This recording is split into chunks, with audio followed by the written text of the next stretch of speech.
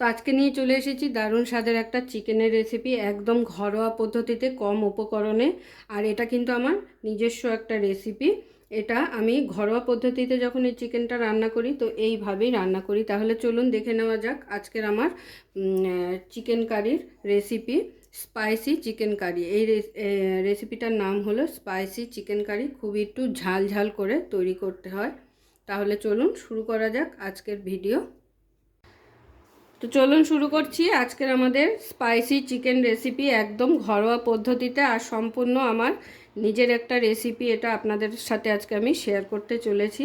তো এখানে আমি 1 কিলো 250 মতো চিকেন নিয়ে নিয়েছি। তাহলে চলুন শুরু করা যাক আজকের আমার রেসিপি। তো এখানে আমি কড়াই বসিয়ে দিয়েছি। কড়াইতে দিয়ে দেবো সর্ষের তেল। আজকের চিকেনটা কিন্তু পুরোটাই সর্ষের তেলে রান্না হবে।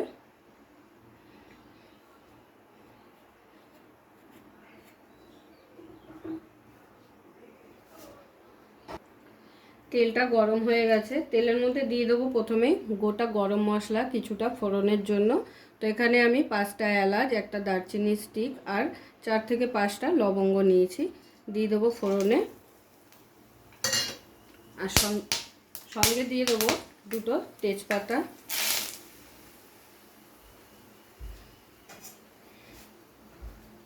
ফোড়নটাকে হালকা নাড়াচাড়া করে নেব। ফোড়নটা হালকা নাড়াচাড়া করে নেওয়ার পরে এখানে দিয়ে দেবো স্লাইস করে নেওয়া পেঁয়াজ।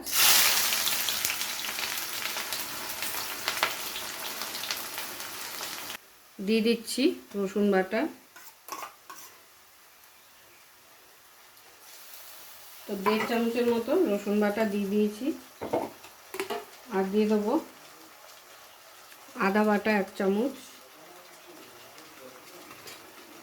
আর ঝালের জন্য দিয়ে দেবো কাঁচা লঙ্কা বাটা। ঝালটা আপনারা নিজেদের পছন্দ মতো দিয়ে দেবেন। যেহেতু স্পাইসি চিকেন তো সেক্ষেত্রে ঝালটা কিন্তু একটু বেশি। এরপরে সমস্ত মশলা দেওয়ার পরে পেঁয়াজের সাথে খুব ভালো করে কষিয়ে নিতে হবে, যতক্ষণে না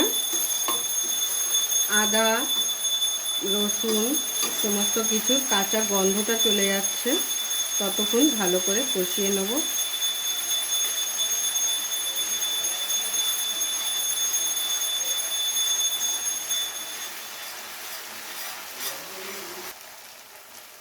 আদা রসুন আর লঙ্কা পেঁয়াজের সাথে খুব ভালো করে কষিয়ে নিয়েছি, কাঁচা গন্ধটাও চলে গেছে। এবারে এখানে গুঁড়ো মশলাগুলো অ্যাড করে দেবো।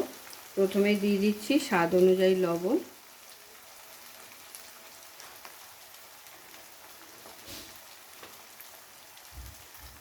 এরপর দিয়ে দিচ্ছি হলুদ।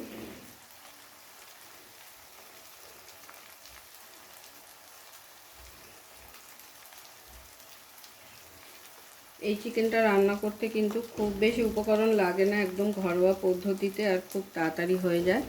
দিয়ে দিচ্ছি রঙের জন্য কাশ্মীরি লাল লঙ্কা গুঁড়ো।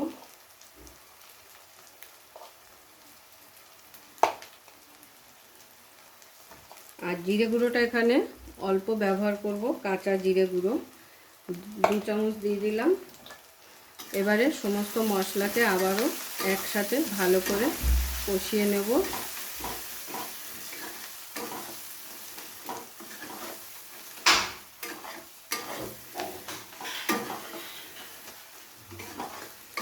সমস্ত মশলা খুব ভালো করে একবার কষিয়ে নেওয়ার পরে লাস্টে এখানে টমেটো পেস্ট অ্যাড করে দিতে হবে। টমেটো পেস্টটা দিয়ে খুব ভালো করে নাড়াচাড়া করে কষিয়ে নেব, যতক্ষণে না তেল ছাড়ছে ততক্ষণ পর্যন্ত আমাদের কষিয়ে নিতে হবে। আর টমেটোর কাঁচা গন্ধটাও যাতে আর না থাকে সেইভাবেই কিন্তু কষিয়ে নিতে হবে। তো দেখুন টমেটো কষে গিয়ে খুব ভালোভাবে মশলার গা থেকে কিন্তু তেল ছেড়ে গেছে। ঠিক এই সময় কিন্তু এখানে চিকেনগুলো অ্যাড করে নেব।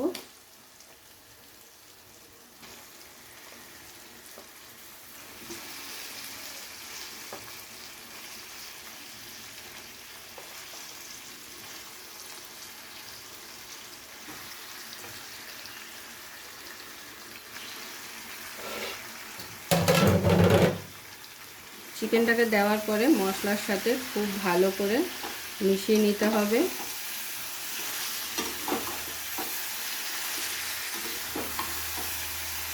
যারা আলু খেতে পছন্দ করেন তারা কিন্তু আলুটাও দিতে পারেন। আর এই চিকেনের রেসিপিটা কিন্তু সব কিছুর সাথেই ভালো লাগে। তো খুব ভালো করে মশলার সাথে চিকেনটাকে মিশিয়ে নেওয়ার পরে কিন্তু ঢাকনা চাপা দিয়ে 5 থেকে 10 মিনিট রান্নাটা করে নিতে হবে। দেখবেন চিকেন থেকে খুব সুন্দর জল বেরিয়ে আসবে, জল দেওয়ার কোনো প্রয়োজন নেই। তো খুব ভালো করে মিশিয়ে নিয়েছি, এবারে ঢাকনা চাপা দিয়ে দেবো।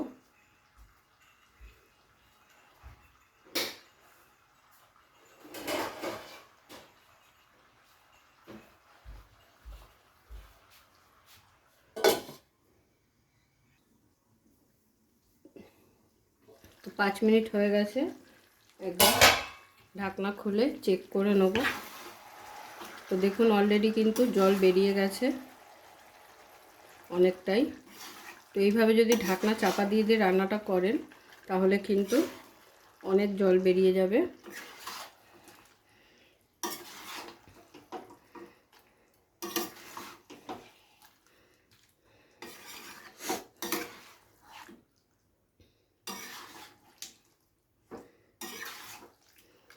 আর রান্নাটা করতে করতে দেখবেন চিকেনের আর গ্রেভির কালারটাও কিন্তু অনেকটা চেঞ্জ হয়ে যাবে। আবারও ঢাকনা চাপা দিয়ে দেবো।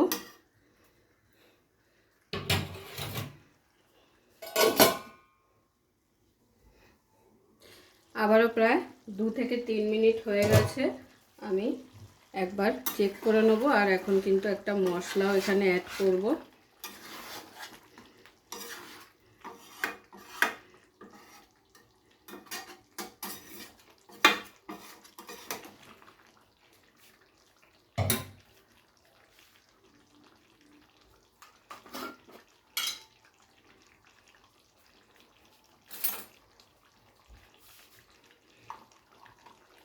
এখন দিয়ে দিচ্ছি শুকনো খোলায় তেলে নেওয়া জিরে গুঁড়ো।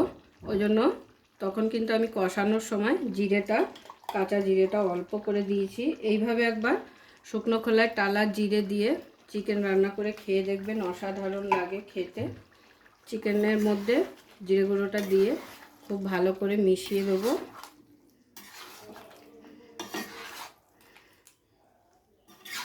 একটা সুন্দর ফ্লেভার আসে এই ভাজা জিরেটার জন্য।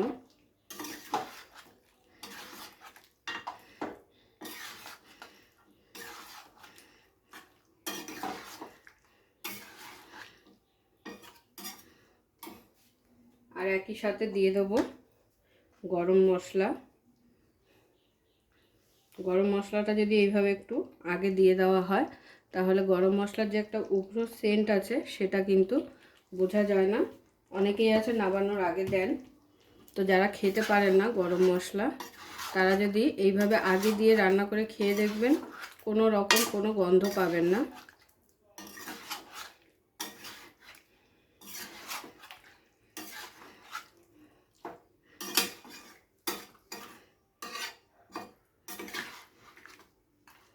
তো সমস্ত কিছু আবারও খুব ভালোভাবে মিশিয়ে দেওয়ার পরে আবারও ঢাকনা চাপা দিয়ে দেবো। প্রায় 10 থেকে 15 মিনিট কিন্তু আমি খুব ভালো করে ঢাকনা চাপা দিয়ে ফুটিয়ে নিয়েছি। আর দেখুন কতটা পরিমাণে জল বেরিয়েছে। আগেই বলেছিলাম এই চিকেন রান্নাটা কিন্তু জল দেওয়ার কোনো প্রয়োজন নেই, অলরেডি প্রচুর জল বেরায় এইভাবে ঢাকা দিয়ে দিয়ে রান্নাটা করলে।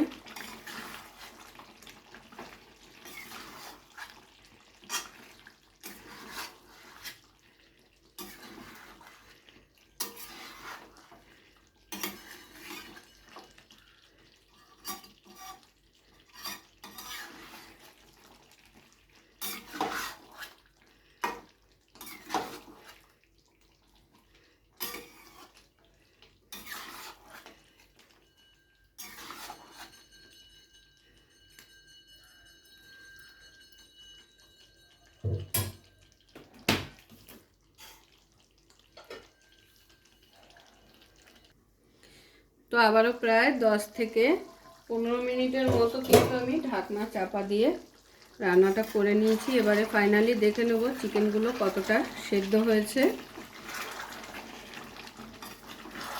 দেখে কিন্তু মনে হচ্ছে চিকেন কিন্তু সেদ্ধ হয়ে গেছে। আর এত সুন্দর একটা গন্ধ বেরায় এই চিকেন রান্নাটা থেকে, না করলে কিন্তু বুঝতেই পারবেন না। দেখতেই পেলেন খুবই অল্প উপকরণ দিয়ে কিন্তু আমি এই চিকেন রেসিপিটা করি।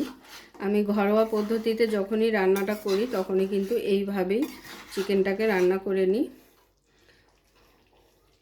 এই যে দেখুন চিকেন কিন্তু খুব ভালোভাবে সিদ্ধ হয়ে গেছে, খুন্তি দিয়ে হালকা চাপ দিলেই কিন্তু ভেঙে যাচ্ছে। চিকেনটাকে এবার আমি নাবিয়ে নেব। আর কিন্তু কোনো মশলা এখানে পড়বে না। এই যে ভাজা জিরের মশলাটা দেওয়া হয়েছে, এটার কারণে কিন্তু খুব সুন্দর একটা ফ্লেভার আসে। কটা গোটা কাঁচা লঙ্কা দিয়ে দিলাম। আগেই বলেছি যেহেতু স্পাইসি চিকেন, তো সেই কারণে ঝালটা একটু বেশিই দরকার হয়। এবারে চিকেনটাকে বন্ধ করে গরম গরম প্লেটে সার্ভ করে নেব। পুরো ভিডিওটা দেখার জন্য সকলকে অসংখ্য ধন্যবাদ। এরকম আরও নিত্য নতুন ভিডিও দেখার জন্য চ্যানেলটি অবশ্যই সাবস্ক্রাইব করে নেবেন আর পাশে থাকা বেল আইকনটি প্রেস করে নেবেন নতুন রেসিপির আপডেট পাওয়ার জন্য। তো সবাই ভালো থাকবেন, সুস্থ থাকবেন। আবারও দেখা হচ্ছে আপনাদের সাথে নতুন একটি রেসিপি নিয়ে।